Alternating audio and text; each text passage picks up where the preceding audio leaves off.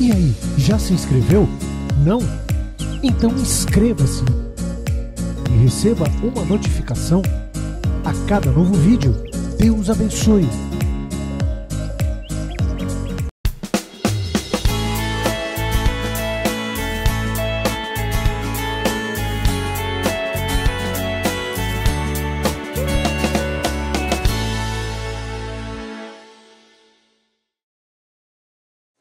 Abra sua Bíblia no livro de Provérbios, capítulo 21. Vamos começar essa leitura, meditação no livro de Provérbios, capítulo 21, versículo 23. Temos bastante, talvez eu dê uma resumida, para que dê tempo da gente ler tudo. Diga comigo, quem é cuidadoso no que fala, evita muito sofrimento. Quem é cuidadoso, quem é prudente no falar, evita muito sofrimento. Isso aqui daria um sermão de 1 hora, 2 horas. De 1 hora, 2 horas. Poderia seguir aqui, e você não precisa ser espiritual para saber, você pode ser uma pessoa não muito espiritual, mas você sabe que quem é precipitado para falar, fala demais e vive aflito, angustiado, porque quem não guarda a sua língua, não guarda das angústias a sua alma. A Bíblia diz isso. Então, começamos por aqui. Diga mais uma vez comigo, quem é cuidadoso no que fala, evita muito sofrimento. Isso, tanto espiritualmente, porque cada palavra que sai da sua boca, palavra tem poder. Nós poderíamos falar de forma natural, dizendo que quando uma pessoa fala, não é cuidadoso no que fala, é precipitado no falar, ela provoca dissensões, divisões, brigas, ofensas, magoa, machuca, ofende, é ofendido, mas, principalmente, lembre-se sempre que palavras não batem no teto e desaparece. Palavras têm vida, palavras têm poder. Fale o que quiser, mas se prepare para dar conta de cada palavra que sair da sua boca. Porque palavras não morrem. A não ser que você seja uma pessoa extremamente prudente e espiritual e já aprendeu, quando fala o que não deve, cancela. Seja rápido para cancelar o que você falou. Amém? Vamos lá. Diga comigo, acima de tudo, guarde o seu coração. Diga comigo, pois dele depende toda a sua vida. Acima de tudo e de todas as coisas, guarde o seu coração. Quando nós falamos guarde o seu coração, o coração é o centro das emoções. Se você não está atento ao que está acontecendo no seu coração ou nas suas emoções, a sua vida depende do que está aí. Os resultados na sua vida dependem do seu coração. Dele depende toda a sua vida. Eu não preciso dizer, você também não precisa ser espiritual, se você é meramente um observador, você já sabe que uma pessoa, é muito fácil você detectar uma pessoa, por exemplo, uma pessoa que o coração, nitidamente, todo mundo vê, conhece, reconhece que é uma pessoa que guarda muita mágoa no coração, muito ódio no coração, revolta no coração. Você pode observar que são pessoas infelizes, são pessoas frustradas, são pessoas que têm, geralmente, um estilo de vida bastante duro, porque a vida dessa pessoa depende do que está dentro dela. Então, todos nós precisamos ter muito cuidado com aquilo que acontece dentro de nós. Nós precisamos estar atentos com aquilo que está tentando, aquilo que está querendo se alojar em nossos corações. E quando, lembre-se, quando eu disse coração, estou falando de emoções, pensamentos, sentimentos, é o centro das emoções. É o centro, porque dele depende toda a sua vida. Se uma pessoa começa a pensar e alojar no seu coração, permitir que se aloje no seu coração pensamentos ruins, tem como uma pessoa que só tem pensamento ruim ter uma vida boa? Sim ou não? Não, não tem como. Uma pessoa que só pensa de forma negativa, só de forma maliciosa, só de forma maldosa, não tem como. É a mesma coisa de você, é a mesma coisa, nós repetimos continuamente dentro da igreja, fazemos vocês repetirem continuamente dentro da igreja algumas regrinhas importantes. Quer ter uma vida abençoada? Quer ter uma vida boa? Quer ter uma vida bem-sucedida? Então começa por, diga comigo, pensar certo, falar certo e agir certo. Então, uma pessoa que as emoções, o centro das emoções, o seu coração, só pensa errado, ela só fala errado e ela só age de maneira errada. Como ela vai ter uma vida boa? Tem como? Sim ou não? Sim ou não? E aí é onde nós precisamos assumir a responsabilidade de nossas vidas, nossos sentimentos. É o famoso, eu não tenho controle sobre o que as pessoas fazem, mas eu tenho o controle do que eu vou permitir que se aloje dentro de mim. O que vai ter peso na minha vida ou não. Eu não tenho controle sobre você, eu não tenho controle sobre o que vai sair da tua boca, mas eu tenho um controle, eu decido se isso vai ter peso na minha vida ou não, se isso vai me atingir ou não, se isso vai entrar ou não. Eu não tenho controle o que a maior parte das pessoas falam, você também não tem, mas nós temos o controle sobre nós. Pelo menos deve ser assim, né? Deveria ser assim, né? Se a pessoa não tem também, aí está uma das razões pela qual talvez muitos estejam muito aquém do que gostaria de estar, porque está aqui, acima de tudo, se tem algo que você deve se preocupar, acima de todas as coisas que você deve se preocupar, acima de todas as coisas que você deve guardar com muito zelo, com muito cuidado, com muita preocupação, com muito empenho, com muito foco, guarde o seu coração. Repita isso comigo, pois dele depende toda a sua vida. Por isso que a primeira grande batalha que nós travamos é uma batalha interna, é uma guerra interna. Se você vence essa guerra interna, você vai vencer a guerra externa. Se você não vence a guerra interna, você não tem como vencer a guerra externa. Porque você não consegue vencer os próprios sentimentos que estão aí, que guerreiam dentro de você, que travam dentro de você. Amém? Então, de vez em quando é importante parar e espera aí. Que sentimento é esse? Opa, esse pensamento, esse sentimento, estou pensando errado, já comecei a falar errado, e se pensei errado, falei errado, vou? Ou você acha que a desgraça da vida de uma pessoa começa do dia para a noite? Pum, escorregou, caiu. Mentira, começou aqui, ó, há um bom tempo. Uma pessoa, quando chega a fazer uma loucura com a própria vida, quando chega a cometer um erro grave, começou antes lá dentro. Começou a maquinar lá. Ela pensou, ela falou, e se não cortar por ali o mal, daqui a pouco vai vir o próximo passo, que vai ser a ação, a atitude. E aí a desgraça está feita. Pode passar? Quem esconde os seus pecados não prospera. Diga comigo, mas quem os confessa e os abandona, encontra misericórdia. Olha, gente, é uma coisa importante para a gente refletir, tá?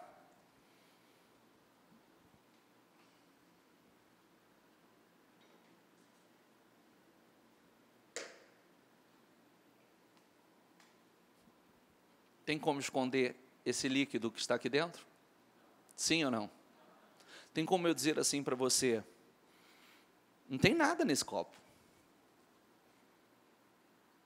Não tem nada aí dentro. Você está vendo. E você está vendo se o que está dentro desse copo é água limpa ou é água suja. Não é verdade? Se eu pingar uma gota de café, um suco de uva aqui, você vai ver instantaneamente mudar a cor dessa água. Verá ou não verá? Esse é o grande problema. Deus nos vê assim. E às vezes a gente tem cometido uma série de erros e fica tentando ocultar o que não tem como ocultar. E enquanto a gente não confessa, porque se você não confessa os seus erros, não confessa os seus pecados, as suas falhas, é porque não quer mudar. E se não quer mudar, não vai mudar. Se quer mudar, vai confessar, Senhor, eu tenho errado, não adianta eu querer esconder do Senhor, não adianta eu empurrar para debaixo do tapete, não adianta, porque o Senhor está me vendo como eu sou.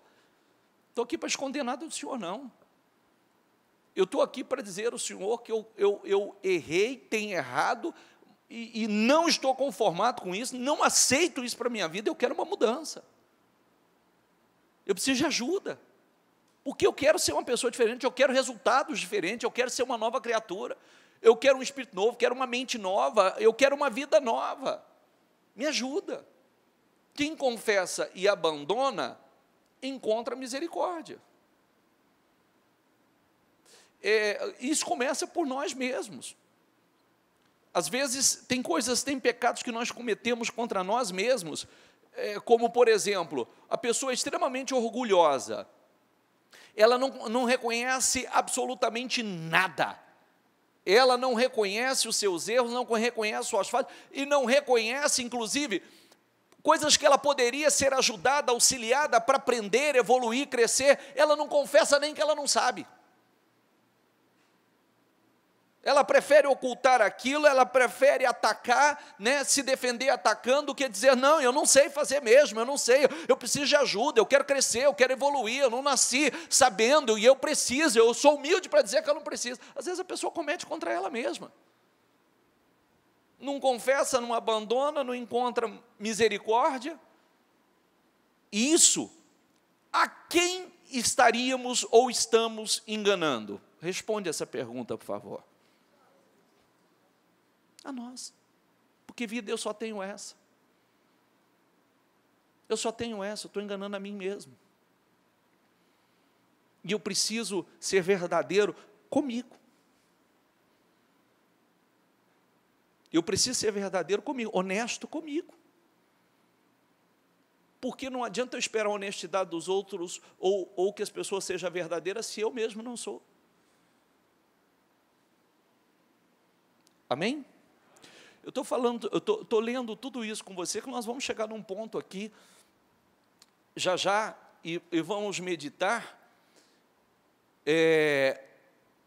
inclusive trazendo o exemplo de Pedro, que ele tinha uma visão dele completamente distorcida, lá no fundo certamente sabia que ele não era, mas mantinha uma pose, uma postura, que o próprio Senhor Jesus enxergava nele e via que ele não se conhecia. Lembra quando Jesus falou que passaria pela cruz, Pedro falou assim, que isso não aconteça com você, se for preciso eu morro com você. O Senhor falou, hoje mesmo você vai me negar? Você está falando, você nem se conhece, daqui a pouco você vai me negar. E 3 vezes aí, antes que o galo cante, 3 vezes você vai me negar. Então ele queria demonstrar uma coisa que Jesus estava vendo. Ele queria dizer que era uma coisa que Jesus estava vendo. Amém, pessoal? Como é feliz o homem constante no temor do Senhor, Provérbios 28, 14. Diga comigo, como é feliz o homem constante no temor do Senhor? Lembre-se sempre que eu já falei sobre isso, temor não é medo, temor é reverência, ok? Temor não é medo. Temor é reverência, você reverenciar ao Senhor. Você não obedece por medo, você obedece por temor, por reverência. E lembre-se que a palavra temor, como é, a palavra, como é feliz o homem constante no temor do Senhor, né? O homem que ele teme, ele reverencia, ele obedece por reverência. Eu disse, alguém teve essa curiosidade, quando eu preguei sobre isso, eu disse, busque a palavra temor na Bíblia e busque quantas promessas existem em cima da palavra temor. Alguém teve essa curiosidade ou não? Não teve? Pelo amor de Deus. Não teve essa curiosidade? Por favor, faça isso. Você vai mudar completamente a sua visão acerca do temor do Senhor. Porque talvez seja uma das palavras, vou dizer a você, que nos últimos tempos, talvez seja uma das palavras mais importantes que eu encontrei na Bíblia. Duas palavras que mexem muito comigo, temor e equilíbrio. A palavra temor, se você buscar os versículos na Bíblia, o que acompanha o temor do Senhor, você ficaria encantado e se dedicaria realmente a temer o Senhor. Riqueza, grande prosperidade, família abençoada, casamento abençoadíssimo, filhos abençoadíssimos, livre de laços, de armadilhas, de doenças, morte. E aí vai longe, coisa mais linda. Faça uma pesquisa, pare e faça uma pesquisa, vai lá, versículos, temor do Senhor. Faça essa pesquisa, você vai ficar encantado. Você vai falar assim, não, eu preciso temer a Deus, mas temer assim de todo o meu coração, porque quanta coisa maravilhosa acompanha o temor do Senhor. Mas quem endurece o coração, diga comigo, cairá na desgraça. Pode passar? Portanto, que todos nos considerem como servos, 1 Coríntios 4, 1. Portanto, que todos nos considerem como servos de Cristo e encarregados dos mistérios de Deus. O que se requer destes encarregados, diga comigo, é que sejam fiéis. Será que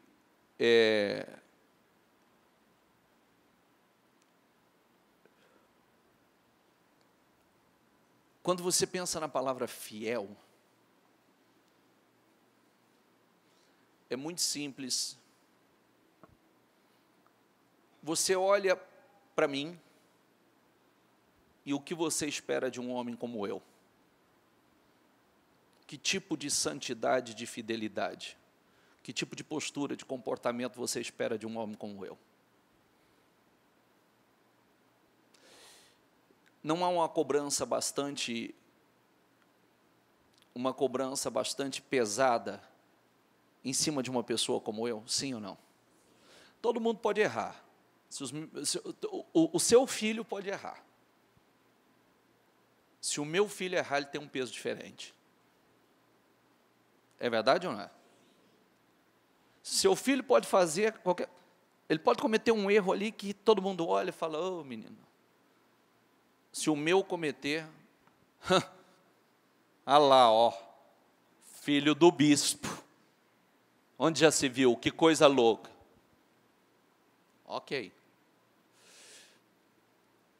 O que você espera de um homem como eu, que postura, que tipo de santidade, que tipo de comprometimento com Deus? Se você soubesse que eu minto, como seria?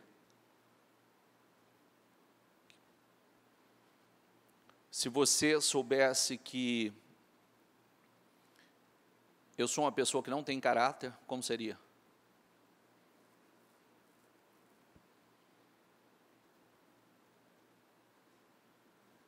Que eu dou uma enxugada, como seria?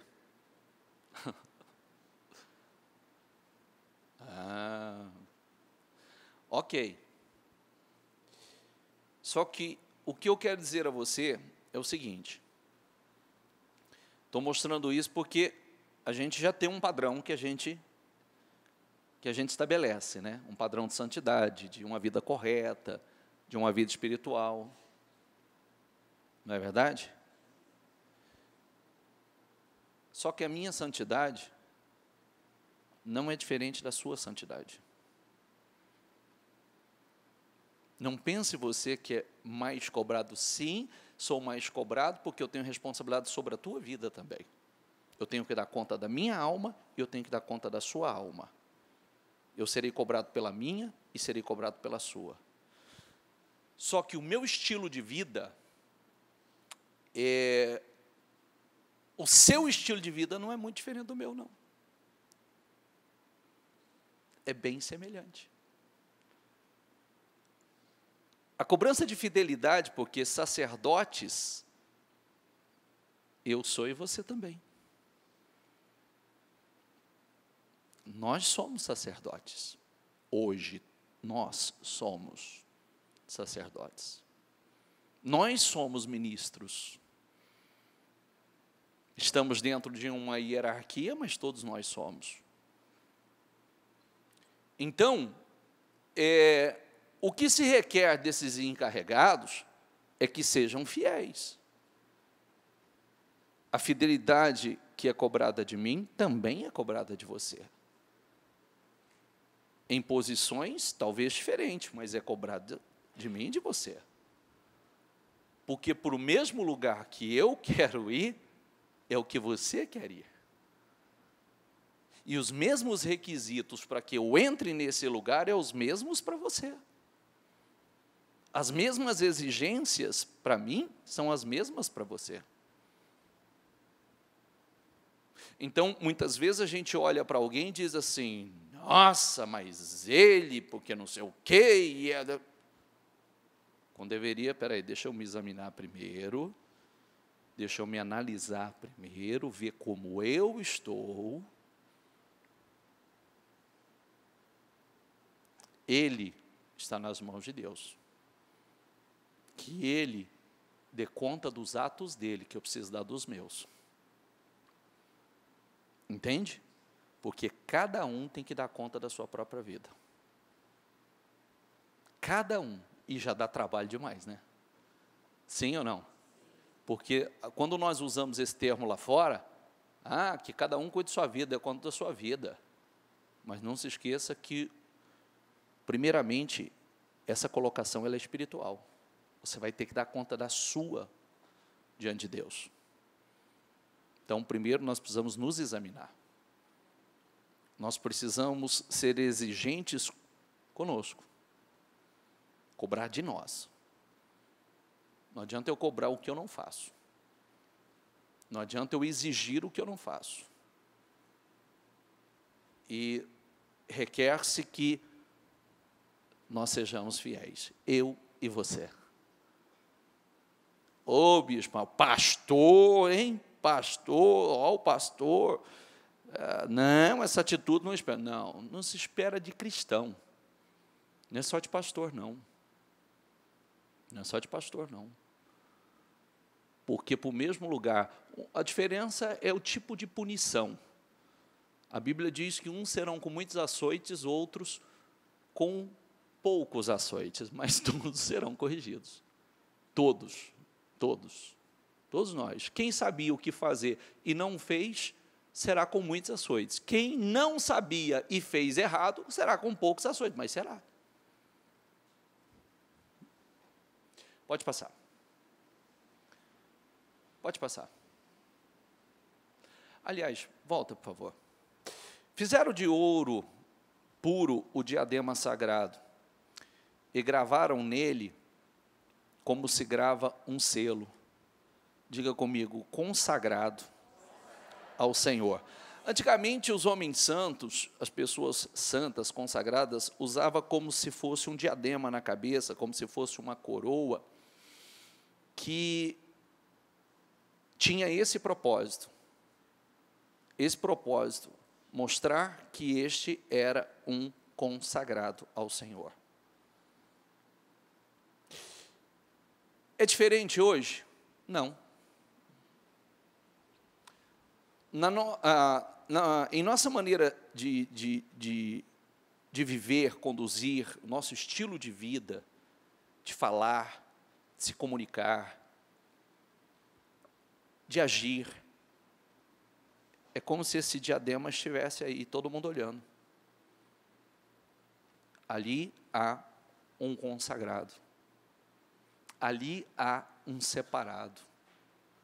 Ali há um homem de Deus, uma mulher de Deus. Amém? Isso, a gente não precisa chegar diante dos outros e falar assim: oi, ô irmão, eu sou crente, você também é? Não precisa. Geralmente as pessoas olham e vê pelas suas atitudes, pela sua maneira de falar, pela sua maneira de agir, pela sua conduta. Aí há um consagrado. Aí há um separado de Deus. Amém? Então, nós temos essa responsabilidade. E isso é muito sério, porque nós precisamos ter atitudes diferentes. Porque quando somos chamados de cristãos, somos aqueles que são seguidores de Cristo, ou seja, imitadores de Cristo, ou seja, pequenos cristos. Então, o que se espera de nós é isso, que as nossas atitudes sejam como as atitudes de Cristo, porque nós somos cristãos, seguidores, imitadores, pequenos cristos. Passa. Por isso, Romanos 12:3, por isso, pela graça que me foi dada, digo a todos vocês, ninguém tenha de si mesmo um conceito mais elevado do que deve ter. Mas, ao contrário, tenha um conceito, diga comigo, equilibrado, de acordo com a medida da fé que Deus lhe concedeu. Não tem um conceito mais elevado do que deve ter, viu?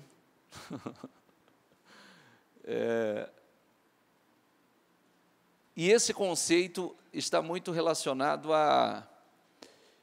às vezes, não são as pessoas que veem que o outro é espiritual, é ele que precisa ficar contando, né? Ele precisa ficar falando o que ele é, o que ele faz, né? O seu estilo de vida santo, separado, consagrado e etc. E eu quero... Tem um conceito equilibrado. É por isso que muita gente, ele é tão santo que ele manda todo mundo para o inferno. Já viu? É ele que decide. Já viu isso ou não? Ele que decide quem vai para o inferno e quem vai para o céu. E ele, não é Deus, é ele. Esse vai para o céu, esse vai para o inferno, esse vai para o céu, esse vai para o inferno. É ele que decide. Não é Deus que faz o julgamento, é ele mesmo, né? Que ele julga todo mundo e ele tem um conceito elevadíssimo de si. E nós devemos ser equilibrados, totalmente equilibrados, e que não seja você mesmo que fale, né? E traga à tona todas as suas qualidades e méritos e etc., mas que as pessoas vejam no seu estilo de vida, né? Na sua maneira de viver. E lembrando que, de acordo com a medida de fé que Deus lhe concedeu, e saiba que todos recebem uma medida de fé e cada um tem a responsabilidade de multiplicação da sua medida. Você recebe uma medida, mas quem aumenta essa medida é você. Todos nós recebemos uma medida. Quem multiplica essa medida somos nós. Nós recebemos uma medida. Às vezes tem pessoas que ela fala assim: ai, como eu gostaria de ter uma fé maior. Como é que você vai ter uma fé maior? Como eu faço para ter uma fé maior? A pessoa que fala assim: ai, eu sou uma pessoa tão burrinha, queria ter uma capacidade, uma inteligência maior. Como é que eu faço para buscar isso? Não é só falando, né? Eu preciso buscar. Se eu quero ampliar o meu conhecimento, eu preciso buscar, eu preciso ler espiritualmente, eu preciso orar, eu preciso meditar, eu preciso desenvolver um relacionamento com Deus, eu preciso exercitar a minha fé, porque a fé, ela é como um músculo, ela é exercitada. Quanto mais você exercita a sua fé, mais forte será a sua fé.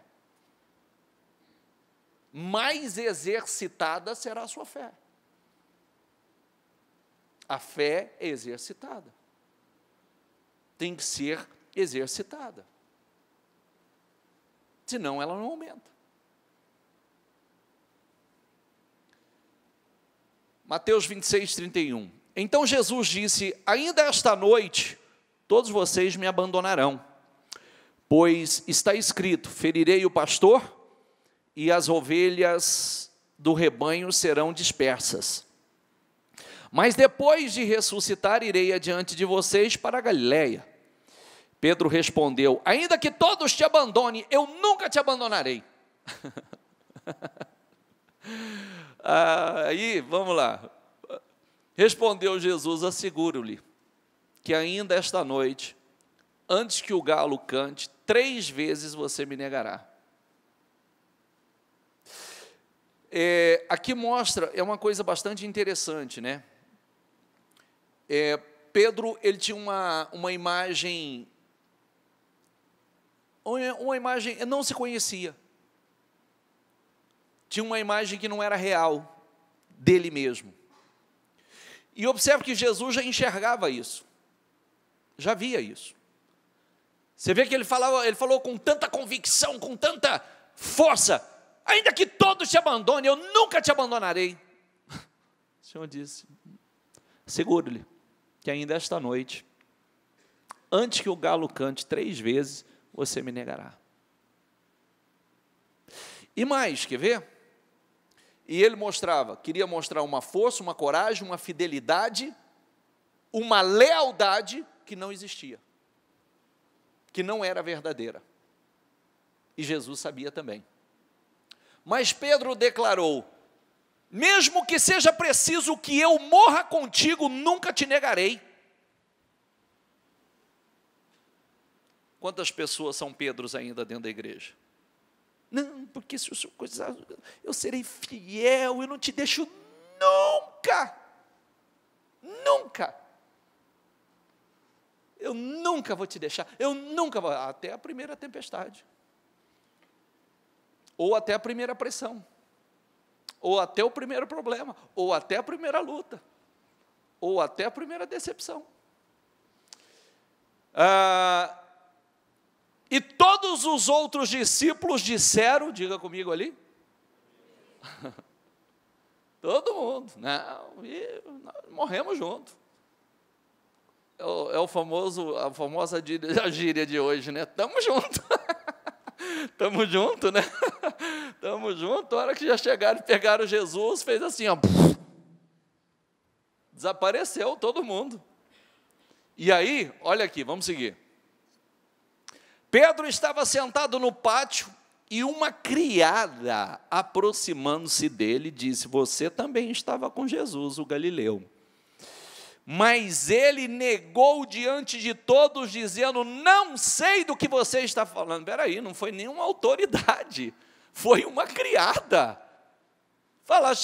Fosse um soldado romano que chegasse lá e falava assim: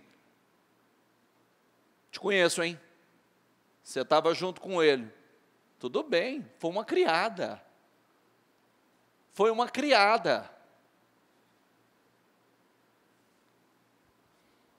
Não sei do que você está falando. Depois saiu em direção à porta, onde outra, diga comigo, onde outra criada o viu, e disse aos que estavam ali: este homem estava com Jesus, o Nazareno.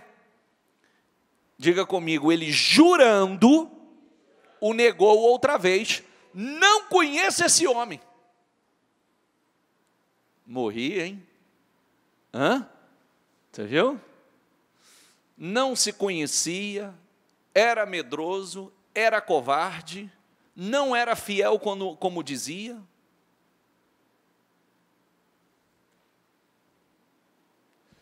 Pouco tempo depois, os que estavam ali chegaram a Pedro e disseram: certamente você é um deles. O seu modo de falar o denuncia. Aí ele começou a se amaldiçoar e jurar: não conheço esse homem. Imediatamente o galo cantou. Um galo cantou. Amém, pessoal? O galo canta para todos, viu? Não entendi, bispo. Porque às vezes a gente acha que é o que não é. Afirma que é o que não é. Afirma ter uma fidelidade que não temos. E às vezes as coisas acontecem, a gente cobra tanto, né? Cobra de Deus, cobre, Senhor, eu sou fiel, oh meu Deus, eu sou comprometido, eu serei fiel até a morte, se for preciso morrer por causa do Senhor. E aí vem uma pressão, vem uma perseguiçãozinha, uma lutinha, e daqui a pouco está assim, ó, já amaldiçoando, jurando, negando. Sabe o que significa essa palavra? É um encontro com a realidade. Quem realmente somos? Porque muitas vezes nós cobramos muito de Deus. Nós cobramos. Senhor, por quê? Senhor, por que o Senhor me abençoou? Por que o Senhor, eu gostaria de estar muito à frente, eu gostaria que o Senhor me honrasse, que o Senhor me colocasse. Mas ainda a gente não se conhece. Muitos acham que é uma coisa que não é, e Deus está vendo que não é. Aí de repente vem uma pressão, vem à tona que a gente realmente não era aquilo que pensava que era. A gente diz que somos fiéis, que não te deixo por nada, aconteça o que acontecer, não te abandono, até uma decepção, até uma traição, até uma pressão. O galo canta para todos. Entende? E aí é importante, porque aqui ele viu que ele não era quem ele dizia ser, ou quem ele imaginava que era. Se tratava de um homem ainda que não tinha fidelidade. Depois sim, depois de receber o Espírito Santo. Depois de receber o Espírito Santo. Só depois de receber o Espírito Santo. Mas aqui, você vê que por causa de uma serva, não era nenhuma autoridade. Ele já estava negando, amaldiçoando, medroso, covarde, infiel. Porque era a hora de dizer: sim, sou um dele, sou um discípulo dele, sim. Tiver que morrer, vamos juntos. Quer me levar, me leve. Mas não vou negar. Mas negou. Então não se conhecia. Não era fiel quanto dizia que era. Não era leal quanto dizia que era. Não era corajoso quanto dizia que era. Não era verdadeiro quanto dizia que era. Entende? Amém, pessoal? E por isso, às vezes, Deus permite situações para que realmente a gente, nós realmente tenhamos um encontro verdadeiro com Deus e venhamos realmente nos conhecer. Porque, como eu falei lá no começo, a leitura que eu fiz, quanta gente que esconde quem é, esconde seus erros, esconde suas falhas, quando Deus está vendo.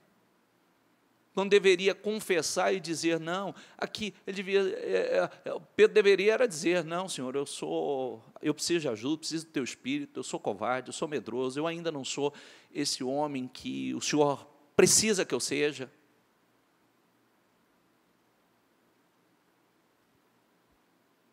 E aqui está também a misericórdia de Deus, né?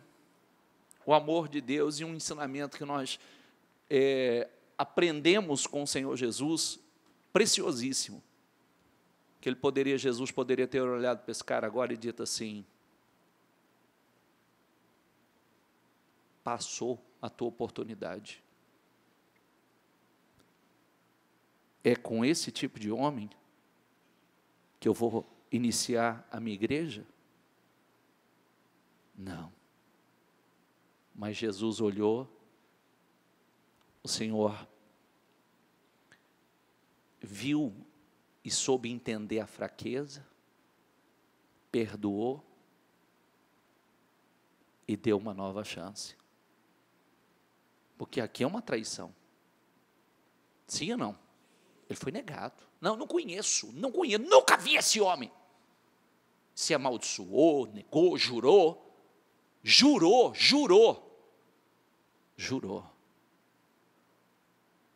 E Jesus olhou com amor, com misericórdia, e se compadeceu, e deu uma nova chance. Entende, pessoal? E é o Espírito que deve estar em nós, olhar, entender a fraqueza dos outros, que as pessoas são falhas, que elas erram, que pode mudar, né? Que pode realmente ser aquilo que elas deveriam ser, não aquilo que elas acham que seja. Mas vamos esquecer esse lado, vamos trazer para nós. O encontro com a realidade, com o eu verdadeiro.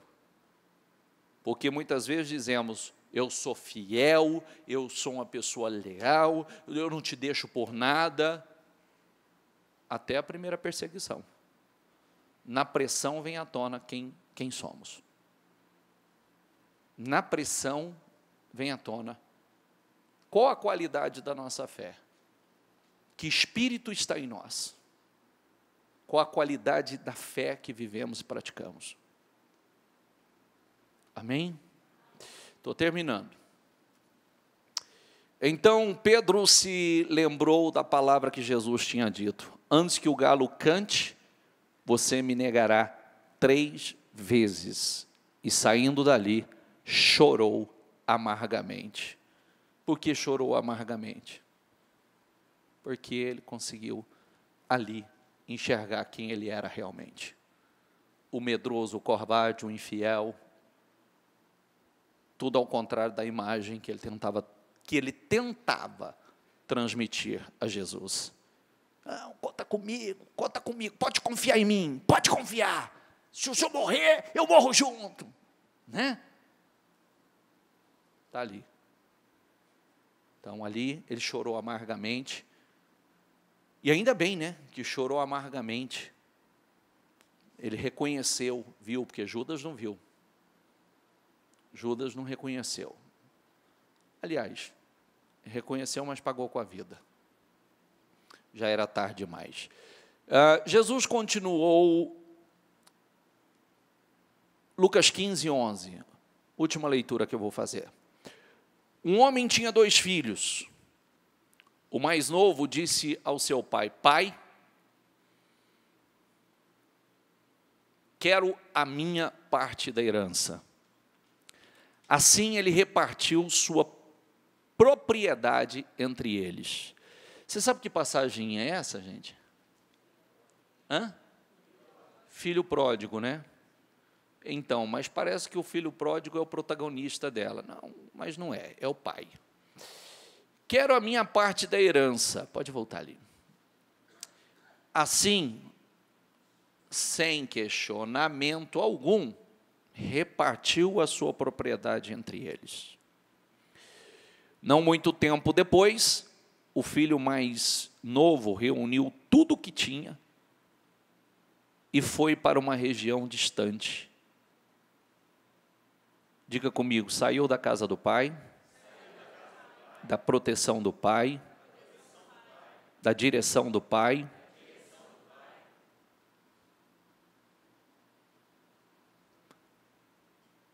Foi para uma região distante e lá desperdiçou os seus bens vivendo, diga comigo, irresponsavelmente.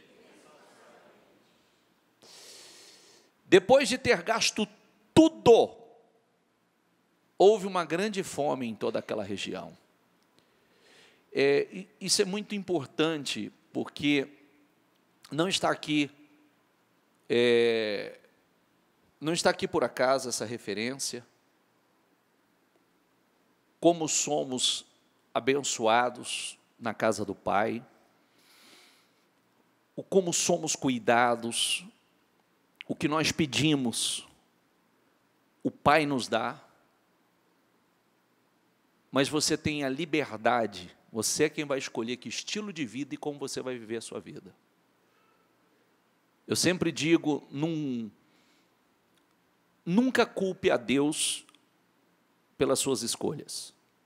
Seja uma pessoa responsável, seja uma pessoa que tem autorresponsabilidade, e lembre-se que as escolhas são suas, são nossas.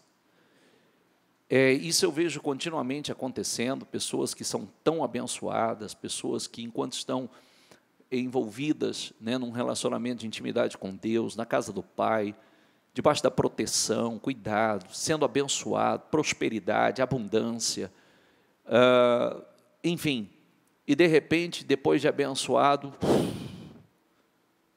eu quero liberdade. Não quero mais estar debaixo dessa disciplina, não quero mais estar debaixo dessa pressão, não quero mais estar... Eu quero viver a minha vida do meu jeito. Todo mundo. Qualquer um pode viver a vida do jeito que quiser. Todo mundo tem o livre-arbítrio. Cada um escolhe o seu estilo de vida. Mas não podemos reclamar das escolhas que fazemos, né? Depois de ter gasto tudo, irresponsavelmente, como nós lemos, né? Irresponsavelmente, houve uma grande fome em toda aquela região e ele começou a passar necessidade. Por isso, foi empregar-se com um dos cidadãos daquela cidade, que mandou para o seu campo a fim de cuidar dos porcos. Ele desejava encher o estômago com as vagens de alfarrobeira que os porcos comiam, mas ninguém, diga comigo, mas ninguém lhe dava nada. Você observe que a história só se repete, né? Pode prestar atenção. Se alguém aqui ocupou uma posição bacana algum dia, teve uma posição econômica privilegiada, sabe do que se trata isso aqui, né? Quando você está por cima, quando você tem patrimônio, quando você está aí com seus bens, né? Então, você é a pessoa, todo mundo quer você perto, festinha aqui, churrasco ali, né? Aquela puxação de saco, o gerente de banco te ligando para te puxar o saco, ligando, né? Às vezes não tem nada para falar com você, mas ele quer, muda o gerente de banco, ele já liga o novo imediatamente para poder falar, eu sou fulano de tal, eu sou gerente da sua conta agora, eu administro a sua conta, porque enquanto você tem lá um saldo positivo, que você tem aplicações e etc., você é bajulado, né? A concessionária te liga, está saindo o lançamento dia tal, posso contar com a tua presença, né? Tal, né? As imobiliárias te ligam para os lançamentos, né? Te liga porque estamos com um lançamento novo, um empreendimento e papapá, e tal, e tal, e tal. Enfim, se isso, né? Aí você vira um dos 10 leprosos. Não é verdade? Um dos 10 leprosos, porque ninguém quer você perto. Ninguém. Ninguém, você não vai receber ligação. O gerente do banco vai te ligar só para fazer assim, ó. Senhor fulano, estou ligando, sou responsável pela sua conta, e nós precisamos de um depósito de X, porque a sua conta está negativa. É a ligação que você vai receber. Não é verdade? Os amigos do churrasco somem. E no churrasco deles, você não recebe o convite. Tem gente que sabe que é assim. E porque, infelizmente, o mundo é assim. O mundo é assim. E é uma advertência que eu sempre faço para as pessoas, né? Porque de quem já passou por isso, de quem já passou por essa realidade. Infelizmente, no mundo lá fora, você vale o que você tem. E se você não tem nada, você não vale, infelizmente. Essa é a realidade. Então, nós deveríamos nos preocupar com uma coisa. Por que muitos se preocupam tanto com o que a sociedade pensa? Como a sociedade te vê, se apresentar à sociedade? Porque não fazem nada. Quando você precisa, nem a família faz. É um ou outro, a família vira as costas. Quando a gente está no fundo do poço, e quem já passou pelo fundo do poço, sabe que só tem um lugar para olhar. Para onde? Não tem outro lugar para olhar. Fundo do poço, você olha para o lado, não tem para onde olhar. Direita, esquerda, frente, atrás, só tem um lugar para olhar. Só para cima. E você sabe que você não pode contar com ninguém. Família foge de você, amigo foge de você, as pessoas fogem de você. Então, nós deveríamos, hoje eu tenho um estilo de vida completamente separado, eu jamais troco um compromisso meu com Deus, com quem quer que seja, ou para o que quer que seja, porque eu me lembro do meu fundo de poço. Eu me lembro que eu não pude contar com ninguém, eu não pude contar com ninguém da família, eu não pude contar com absolutamente ninguém, amigos, pai, mãe, tio e etc. E quando eu digo pai e mãe, não estou generalizando meu pai e minha mãe também não podia, porque meu pai e minha mãe estavam lá também no fundo do poço, né? Então, ali é se unir para sair do fundo de poço, né? Mas vamos lá, os parentes, ninguém, avô, ninguém. Corta, se você vem numa calçada, eles vão atravessar para outra.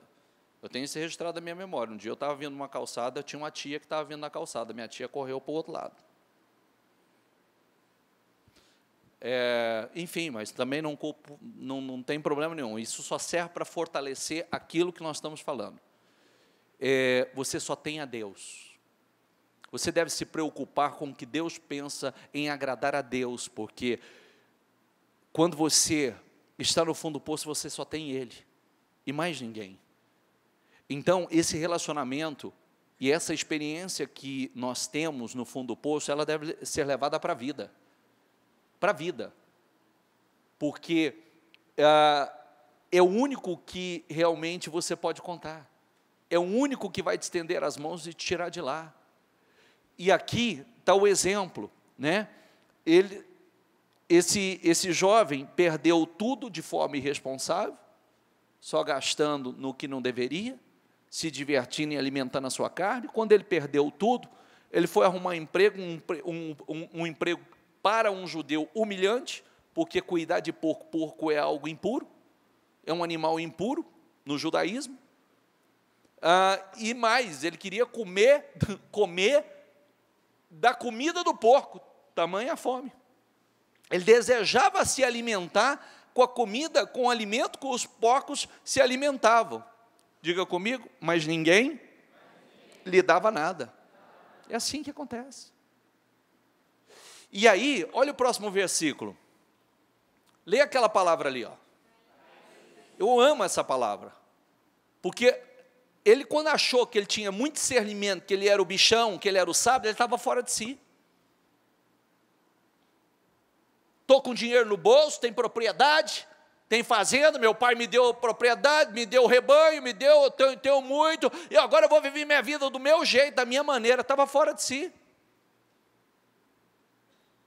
Só caiu em si quando estava no fundo do poço. Só caiu na realidade. Olha quantas pessoas pode caminhar fora de si. Ela olha para o momento que ela está vivendo, ela acha que a vida dela, não, porque eu estou extremamente abençoado, bem-sucedido, eu tenho isso, eu tenho aquilo. Ok, ele viveu esse momento, como muitos de nós vivemos esse momento. Mas só estamos seguros em Deus. Se Deus não guardar, do jeito que vem, vai. Da maneira que vem, vai. Caindo em si, ele disse: quantos empregados de meu pai têm comida de sobra e eu aqui morrendo de fome? Lá na casa do meu pai, quantos menores dos servos do meu pai têm abundância? É como muita gente vive assim, lembra, né? Do tempo na casa do pai, do momento na proteção, debaixo da proteção do pai. Nós estamos falando espiritualmente. E eu me porei a caminho e voltarei para meu pai, e lhe direi: Pai, pequei contra o céu e contra ti. Não sou mais digno de ser chamado teu filho, trata-me como um dos teus empregados. A seguir levantou-se e foi para seu pai, e estando ainda longe, seu pai o viu e, cheio de compaixão, correu para seu filho e o abraçou e o beijou. Como Deus nos recebe, né? É lindo, né? Como Deus nos recebe. Você fez tanta besteira na vida, tantas escolhas erradas, e ainda o Senhor te recebe de braços abertos. E o filho lhe disse: Pai, pequei contra o céu e contra ti, não sou mais digno de ser chamado o teu filho. Mas o pai disse aos servos: depressa, tragam-me a melhor roupa e vistam nele. Coloque um anel em seu dedo, diga comigo, a melhor roupa. Tirou aquelas vestes sujas e colocou vestes novas, e nós estamos falando espiritualmente.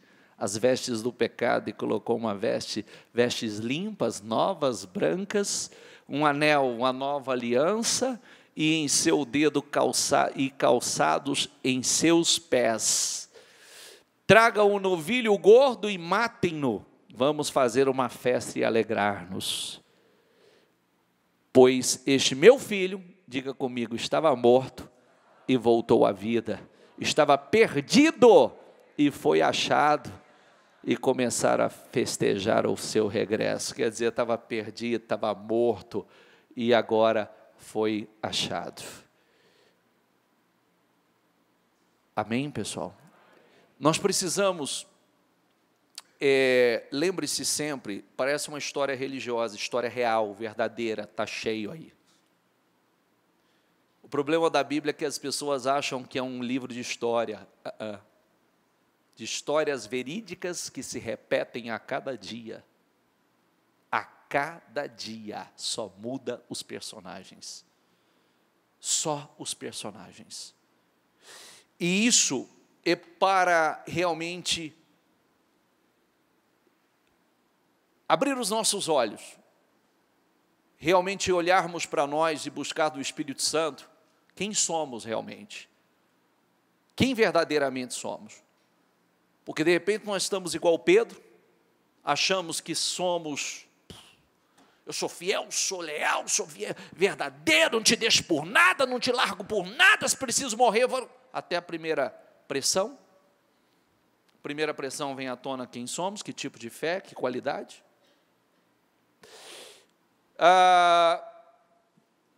Alguns momentos como o filho pródigo, tão abençoados, e quando recebemos a bênção do Pai, deveríamos nos achegar ainda mais e servi-lo ainda mais, mas a bênção nos afasta.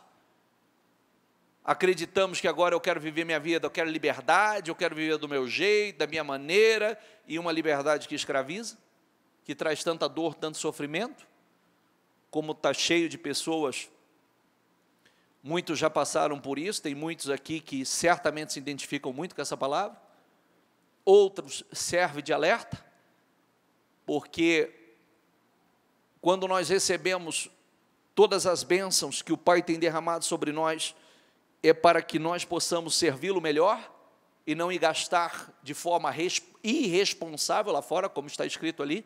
Ele foi um irresponsável e perdeu tudo, e quase perdeu a vida.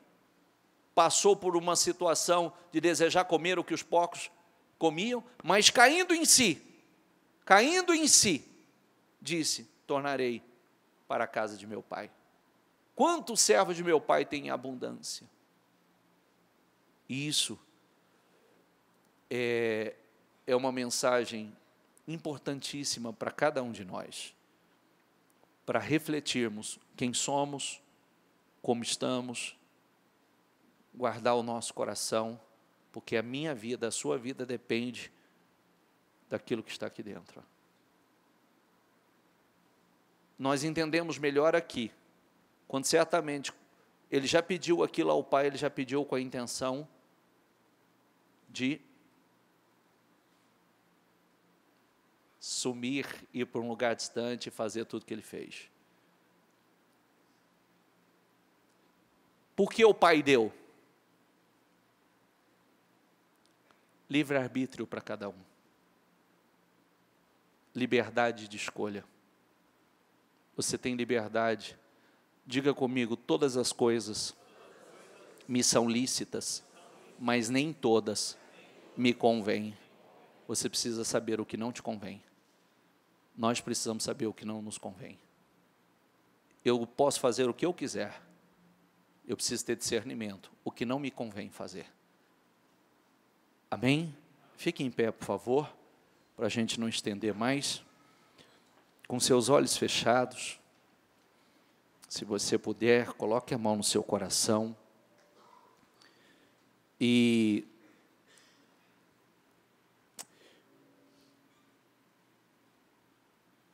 vamos usar a nossa inteligência, buscar com muito discernimento quem somos, quem temos sido, o que está acontecendo no meu coração, o que está acontecendo no meu interior.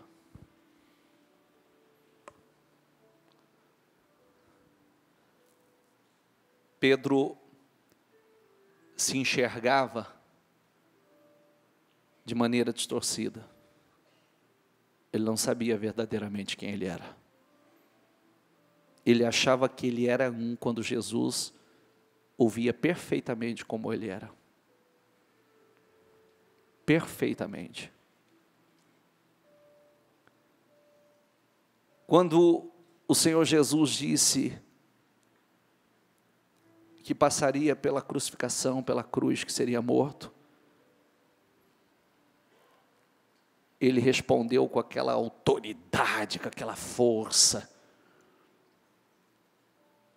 Ele disse: nunca, se for preciso morrer com o Senhor, eu morro. Pedro, antes que o galo cante, você me negará 3 vezes hoje. Não se conhecia. É mais fácil a gente dizer: Senhor, eu tenho sido uma pessoa que eu não quero ser. Me ajuda.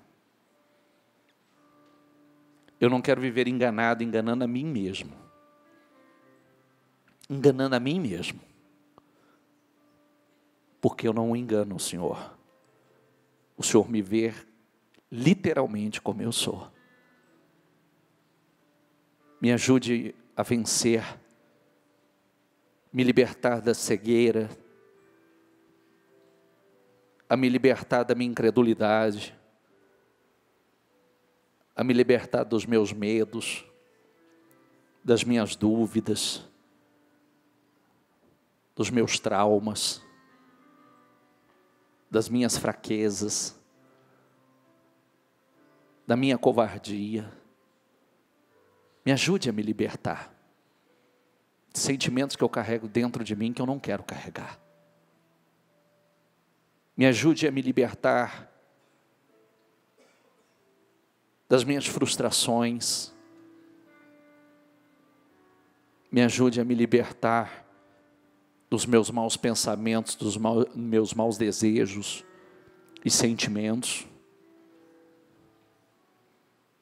Acima de tudo, guarde o seu coração, porque dele depende a sua vida.